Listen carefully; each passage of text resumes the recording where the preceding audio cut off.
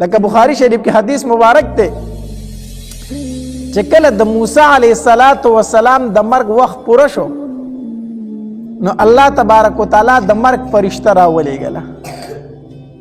وی ورشه موسی علیه السلام ته ووایه چې ستا د مرګ ټایم پوره دی زه دې وجنمه روح ته نه اخلم ستا څنګه خوښه ده فرشته چې راله موسی علیه السلام ته وویل وی زه درنه روح اخلم ستا څنګه خوښه ده وجنم دې مړ کومه دي د مرګ د اواز په انسان باندې ډېر بد لګي ښه چاته وایي وجنم دې نو د اواز پې ډېر بد ولګي ډېر ویریږي نو موسی علیه السلام ته چې فرشتې وی وجنم دې روح ته نه اخلمه هغه خو اسې جلالي شان والا پیغمبر غصه به وله ډېره ورتله چې سپېړه یې اوچته کړه فرشتې له دا مخ وه او دومره زورداره سپېړه یې ورکړه چې د سپېړې سره یې ولې دا سترګه هم ویستله هغه په بره لاړه الله تبارک وتعالی لره وی الله داسې بنده ته دې لېږلي ومه چې هغه د مرګ نه دومره نفرت کوي مرګ نه غواړي وګوره زما دې حالت ته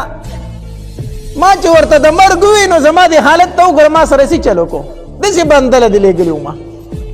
الله تبارک وتعالی ورته وفرمایل وی ټیک ده لاړ شه زما موسی ته ووایه چې مرګ نه غواړي که نه نو د غویي په شا باندې لاس کېده او ستا د دې لاس د لاندې چې څومره ویښته رالو د هر ویښته په بدل کې 1 کال عمر در کومه د هر ویښته په بدل کې فرشته راله موسی علیه السلام ته وویل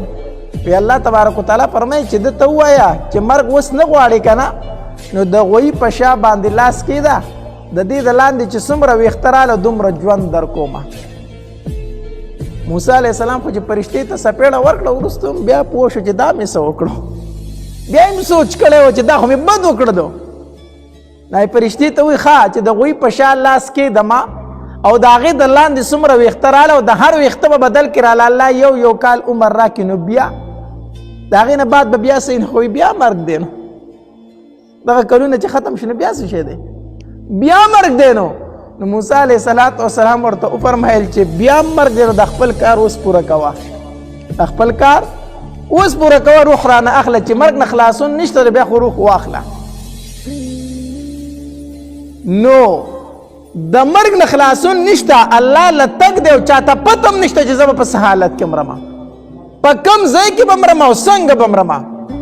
دا صرف د پیغمبرانو یو اعزاز دی چې الله تبارک وتعالی ورسره دغه مشوره کوي